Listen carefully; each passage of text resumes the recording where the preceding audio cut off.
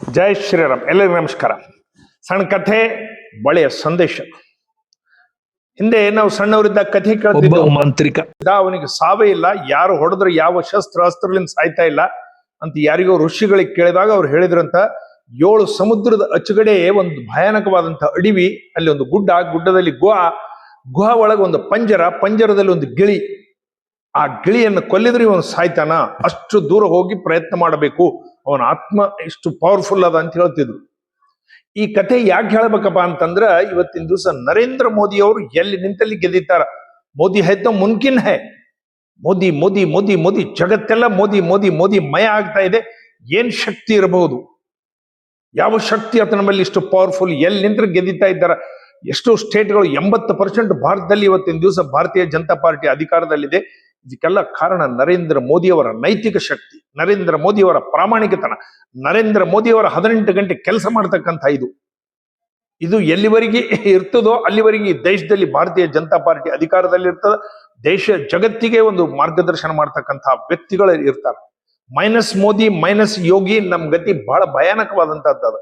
ಒಮ್ಮೆ ಎಲ್ಲ ಭಾರತೀಯ ಜನತಾ ಪಾರ್ಟಿ ಲೀಡರ್ಸ್ ಆಲೋಚನೆ ಮಾಡಬೇಕು. ಮೋದಿ ಹೆಸರ ಮೇಲೆ ನೀವೆಲ್ಲ ಗದೀತಾ ಇದ್ದೀರಿ. ನಮ್ಮ ಊರು ಪಕ್ಕದಲ್ಲಿ ಒಂದು ಸಣ್ಣ ಹಳ್ಳಿ ಅದ, ಅಲ್ಲಿ ಎಂದೂ ಬಿಜೆಪಿಗೆ ಓಟ್ ಬೀಳೋದಿಲ್ಲ. ಬಹಳ ಪ್ರಯತ್ನ ಮಾಡಿದ್ರು 4-6 ಓಟ್ ಬೀಳ್ತಾವ, ಅದಕ್ಕಿಂತ ಹೆಚ್ಚು ಬೀಳೋದಿಲ್ಲ. ಈಗ 2 ಸಲ MP ಎಲೆಕ್ಷನ್ ದಲ್ಲಿ ನಾನು ನೋಡ್ತಾ ಇದ್ದೀನಿ, ನಂಬರ್ 1 ಬಿಜೆಪಿ ಹೈಯೆಸ್ಟ್ 3 ಸಲ ಆಯ್ತು. 2ನೇದ್ದು ಕಾಂಗ್ರೆಸ್, 3ನೇದ್ದು TRS ಇರ್ತದೆ. ನಾನು ಅಲ್ಲಿ ಜನರಿಗೆ ಕೇಳಿದೆ, ನೀವು ಏನ್ ನಾವಂಗ್ರು ಯಾರು ನಿಮಗ್ ಬಂದು ಹೇಳಿಲ್ಲ, ನೀವು ನಮ್ಮ ಮಾತು ಕೇಳೋದಿಲ್ಲ ಸಹಿತ, ಎಷ್ಟೋ ಸಲ ಹೇಳಿದ್ರು ಕೇಳಿಲ್ಲ, ಎಲ್ಲರೂ ಬಿಜೆಪಿ ಹಾಕ್ತಾ ಇದ್ದೀರಿ ಅಂದ್ರೆ, ಇಲ್ಲ ಸರ್, ನಾವು ಮೋದಿ ಸಲುವಾಗಿ ಹೇಳ್ತಾ ಇದ್ದೀವಿ. ಅಂತ ಮಹಾನ್ ವ್ಯಕ್ತಿ, ವಿವೇಕಾನಂದರ ಅವತಾರನೇ ಬಂದಿದ್ದಾನೆ ನಮ್ಮಂತ ಮಹಾನ್ ವ್ಯಕ್ತಿ, ದೇಶಭಕ್ತ. ಆತನ ನೋಡಿದ್ರೆ ನಮ್ಮ ಮೈಯಲ್ಲಿ ರೋಮಾಂಚನ ಆಗ್ತದ. ನಾವೆಲ್ಲರೂ ಬಿಜೆಪಿ, ಅವ್ರು ಯಾರು ಬಿಜೆಪಿ ಮೆಂಬರ್ಸ್ ಅಲ್ಲ, ಅವ್ರು ಯಾರು ಬಿಜೆಪಿ ಕಾರ್ಯಕರ್ತರಲ್ಲ, ಆದ್ರೆ ಮೋದಿ ಭಕ್ತರು. ಮೋದಿ ಮೋದಿ ಮೋದಿ. ಇವತ್ತಿನ ದಿವಸ ಗೆದ್ದಂತ MLA MP ಎಲ್ಲರೇನಿದ್ದಾರೆ, ಆ ಮೋದಿ ಗಾಳಿಯಲ್ಲಿ ಬಂದವರು 90%. ಆ ಗಾಳಿ ಹಾಗೆ ಇರ್ತದ ಅಂತೇಳಿ ಅನ್ಕೊಂಡ್ರೆ ಭ್ರಮೆ. ಒಮ್ಮೆ ಹಿಂದಕ್ಕೆ ಕಾಂಗ್ರೆಸ್ಸಿಗೆ ಆ ಗಾಳಿ ಇತ್ತು, ಗಾಂಧಿನೇ ದೇಶಕ್ಕೆ ಸ್ವಾತಂತ್ರ್ಯ ಅದೇ ಪಾರ್ಟಿ ಇದು ಕಾಂಗ್ರೆಸ್ ಪಾರ್ಟಿ ಅಂದ್ರೆ, ಗಾಂಧಿ ಅಂದ್ರೆ ಕಾಂಗ್ರೆಸ್ ಪಾರ್ಟಿ ಅಂತ. ಆ ಭ್ರಮೆ ಹೋಯ್ತು. ಇವತ್ತಿನ ದಿವಸ ಕಾಂಗ್ರೆಸ್ ಆ ಪರಿಸ್ಥಿತಿ ಏನಾಗಿದೆ ಎಲ್ಲರಿಗೂ ಗುರ್ತಿದ್ದ ಕಾರಣ, ಬಿಜೆಪಿಯಲ್ಲಿ ಕೆಲಸ ಮಾಡ್ತಕ್ಕಂಥ ಪ್ರತಿ ಕಾರ್ಯಕರ್ತ ನೈತಿಕತಾ, ಪ್ರಾಮಾಣಿಕತಾ, ಸೇವಾ ಮನೋಭಾವನೆ ಎಲ್ಲಿವರೆಗೆ ಇಟ್ಕೊಂಬೋದಿಲ್ಲೋ ಅಲ್ಲಿವರೆಗೆ ನಮ್ದು ದುರ್ಗತಿ ಬರ್ತದೆ. ಹಿಂದಕ್ಕೆ ನಮ್ಗ ಶ್ಯಾಮಾ ಪ್ರಸಾದ್ ಮುಖರ್ಜಿಲಿ ತಿಳ್ಕೊಂಡು ಮಣ್ಣಿನವರೆಗೆ ಆಗ್ತಕ್ಕಂಥ ಇವ್ರ ಬಗ್ಗೆ, ನೀವು ಅಧ್ಯಕ್ಷರ ಬಗ್ಗೆ ಚರಿತ್ರೆಗಳನ್ನು ಕೇಳ್ರಿ, ಎಂತ ಮಹಾನ್. ಖುಷ್ಬಾ ಠಾಕ್ರೆ ಅವರು ಒಮ್ಮೆ ರಾಷ್ಟ್ರೀಯ ಅಧ್ಯಕ್ಷರಿದ್ರು. ಅವ್ರ ಹತ್ರ ಯಾರೋ ಹೋದ್ರು, ಮನೆಗೆ ಒಬ್ಬ ಬಟ್ಟಿ ಒಗಿತಿದ್ದ, ಕರಿ ಸಾಬಣ್ 4 ಕಣಿಗೆ ಸಿಗ್ತದ, ಆ ಕರಿ ಸಾಬಣ ಹಚ್ಚಿ ಬಟ್ಟಿ ಒಗಿತಿದ್ದ. ಕೇಳಿದ್ರು, ನಮಗ ರಾಷ್ಟ್ರೀಯ ಅಧ್ಯಕ್ಷರನ್ನ ಭೇಟಿ ಆಗದ. ಅವ್ರು ನೋಡಿದ್ರು, ನಾನೇ ರಾಷ್ಟ್ರೀಯ ಅಧ್ಯಕ್ಷ, ಅಲ್ಲಿ ಲಾಂಛನಲ್ಲಿ ಕೂಡ್ರಿ, ನಾ ಬರ್ತೀನಿ ಅಂತ ಹೇಳಿದ್ರು.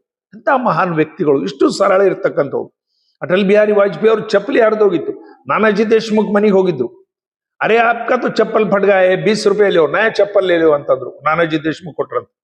ಸರಿ ಅಂದ್ರು. 2-3 ದಿವಸ ಮೇಲೆ ಮತ್ತೆ ಹೋಗಿದ್ರು, ಅದೇ ಚಪ್ಪಲ್ನೇ ಖರೀದಿ ಅಂತ ಹೇಳಿದಾಗ, ಇಲ್ಲ 2 ದಿವಸದಿಂದ ಊಟ ಮಾಡಿದ್ದಿಲ್ಲ, ನೀವು ಕೊಟ್ಟು 20 ರೂಪಾಯಿ ಹೊಟ್ಟೆ ತುಂಬ ಊಟ ಮಾಡಿದೆ ಅಂತ.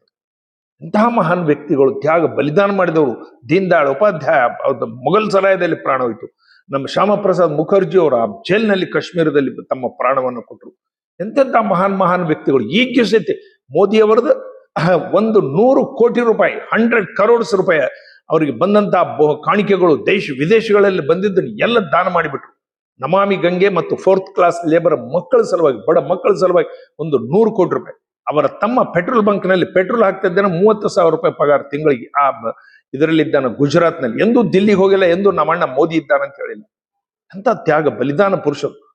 ಯೋಗಿ ಅವರ ತಂಗಿ ಒಂದು ಚಹಾದ ಅಂಗಡಿ ಸಣ್ಣದಿಟ್ಕೊಂಡು ಬಿಸ್ಕೆಟ್, ಚಹಾ, ಹೂವುಗಳು, ತೆಂಗಿನಕಾಯಿ ಮಾರ್ತಾಳ ಒಂದು ದೇವಸ್ಥಾನದ ಮುಂದೆ. ನೀವು ನೆಟ್ ನಲ್ಲಿ ನೋಡಿದ್ರೆ ಬರ್ತದೆ.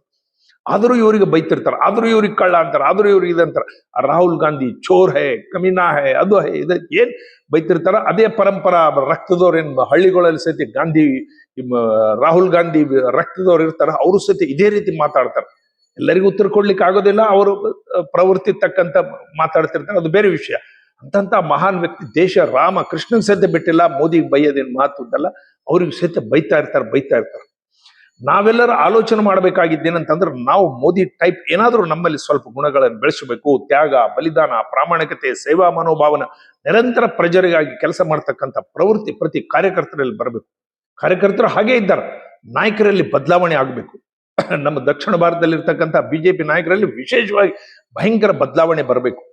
ಒಮ್ಮೆ ನಿತಿನ್ ಗಡ್ಕರಿ ಅವರು ಹೇಳಿದ್ರು, ಕಾರ್ಯಕರ್ತರು ಏನ್ ಅಪೇಕ್ಷೆ ಮಾಡ್ತಾರೆ, ಪಕ್ಕದಲ್ಲಿ ನಿಂತು ಒಂದು ಫೋಟೋ, ನೀವು ನಮಸ್ಕಾರಕ್ಕೆ ಪ್ರತಿ ನಮಸ್ಕಾರ ಮಾಡ್ಲಾರ್ದಂಗೆ ಹೋಗಿಬಿಡ್ತೀರಿ, ಏನಿದೆ ಅಹಂಕಾರ ಅಂತ ಹೇಳಿ ನಿತಿನ್ ಗಡ್ಕರಿ ಅವರು ಹೇಳಿದ ಮಾತು ಆವೇದನೆಯಲ್ಲಿ ಅಂತ ಹೇಳಿದ್ರು. ಈ ಬಿಜೆಪಿ ಲೀಡರ್ಗಳಿಗೆ, ಸ್ಟೇಟ್ ಲೀಡರ್ಸ್ಗಳಿಗೆ ಅವರಲ್ಲಿ ಬದಲಾವಣೆ ಬರಲಿಲ್ಲ ಅಂತಂದ್ರೆ ನಮ್ಮ ಸ್ಟೇಟ್ ಕೂಡ ಹೋಗ್ಬಿಡ್ತದ, ಎಚ್ಚರಿಕೆ ಅಂತ ಹೇಳಿದ್ರು. ಬಿಜೆಪಿ ಯಾವಾಗ ಮೋದಿ ಮೋದಿ ಮೋದಿ ಅನ್ಕೋತ ಕೂಡಬೇಡ್ರಿ, ನೀವು ಸದ್ಯ ಮೋದಿ ಆಗ್ರಿ, ನೀವು ಪ್ರತಿ ಊರಲ್ಲಿ ಮೋದಿಗಳು ತಯಾರಾಗ್ರಿ, ಅವಾಗೇ ನಮ್ಮ ದೇಶದ್ದು ಇದಾಗ್ತದ. ನಾವು ನಮ್ಮ ಇದನ್ನೆಲ್ಲ ಚರಿತ್ರೆ ಒಮ್ಮೆ ನೋಡಿದಾಗ ನಾವು ದೇಶದ ಸಲುವಾಗಿ ಪ್ರಾಣ ತ್ಯಾಗ ಬಲಿದಾನ ಮಾಡಿದಕ್ಕಂತಹ ಮಹಾನ್ ನಾಯಕರನ್ನ ಜ್ಞಾಪಕ ಮಾಡ್ಕೊಳ್ಬೇಕು. ದಿನನಿತ್ಯ ನಮ್ಮ ಜೀವನ ಪ್ರಾಮಾಣಿಕವಾಗಿರ್ಬೇಕು, ನೈತಿಕವಾಗಿರ್ಬೇಕು, ಕರಪ್ಷನ್ ಮುಕ್ತವಾಗಿರ್ಬೇಕು. ನಾವೆಲ್ಲರೂ ಯಾವುದೇ ಕಾರಣದಲ್ಲಿ ನಾವು ಅನ್ಯಾಯದ ದುಡ್ಡನ್ನು ಮುಟ್ಟಬಾರದು. ಆ ರೀತಿ ಮೋದಿಯವರ ಅನುಯಾಯಿಗಳು, ನಾವು ಮೋದಿ ಪಾರ್ಟಿಯಲ್ಲಿ ಕೆಲಸ ಮಾಡ್ತಕ್ಕಂಥವ್ರು, ನಾವು ಬಿಜೆಪಿಯಲ್ಲಿ ಕೆಲಸ ಮಾಡ್ತಕ್ಕಂಥವ್ರು. ये अर्पण की भूमि है, ये तर्पण की भूमि है, ये वंदन की भूमि है, ये अभिनंदन की भूमि है. इस देश के बिंदु बिंदु में गंगा है, इस देश के कंकर कंकर में शंकर है. हम जिएंगे तो इस देश के लिए, हम मरेंगे तो इस देश के लिए. मरने के बाद भी यदि गंगा में बहते हुए हमारे अस्थियों को कोई कान लगाकर सुनेगा तो एक ही आवाज आएगा, भारत माता की जय, ಭಾರತ್ ಮಾತಾ ಕಿ ಜೈ. ಇದು ನಮ್ಮ ಜೀವನ ಆಗಬೇಕು, ಈ ರೀತಿ ನಮ್ಮ ಜೀವನ ಇರಬೇಕು.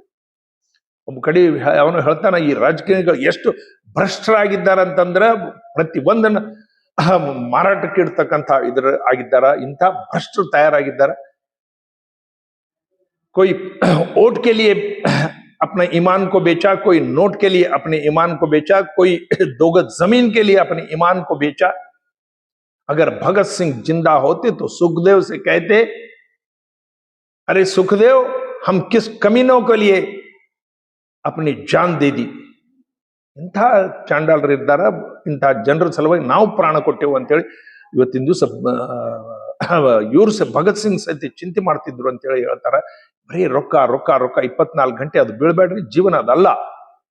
ನಮ್ಮ ಜೀವನ ಪರೋಪಕಾರ, ನಮ್ಮ ಜೀವನ ಸೇವಾ ಮನೋಭಾವನೆ, ನಮ್ಮ ಜೀವನ ಮೋದಿಯ ಆದರ್ಶ, ನಮಗೆ ಯೋಗಿ ಆದರ್ಶ. ಆ ರೀತಿ ಅವರ ಪ್ರಾಮಾಣಿಕ ಜೀವನ ಬಗ್ಗೆ ಪ್ರತಿ ಕಾರ್ಯಕರ್ತರು ಅವರನ್ನ ಆದರ್ಶವಾಗಿ ಇಟ್ಕೊಂಡು ನಮ್ಮ ಜೀವನ ಸಹಿತ ಹಾಗೆ ಇರಬೇಕು. ಮೋದಿ ಹೆಸರ ಮೇಲೆ ಗೆದ್ದಿತೀವಿ ಅಂತ ಹೇಳಿ ಯಾವಾಗ ನಾಯಕರು ಕೂಡಬೇಡ್ರಿ. ಕಾರ್ಯಕರ್ತರು ಪ್ರಾಮಾಣಿಕವಾಗಿ ಕೆಲಸ ಮಾಡ್ತಾ ಇದ್ದಾರೆ. ನಾಯಕರಲ್ಲಿ ಬದಲಾವಣೆ ಬರಬೇಕು, ವಿಶೇಷವಾಗಿ ದಕ್ಷಿಣ ಭಾರತದ ಭಾರತೀಯ ಜನತಾ ಪಾರ್ಟಿ ನಾಯಕರಿಗೆ. ಭಾರತ್ ಮಾತಾಗೆ ಜೈ. ಎಲ್ಲರಿಗೂ ನಮಸ್ಕಾರ.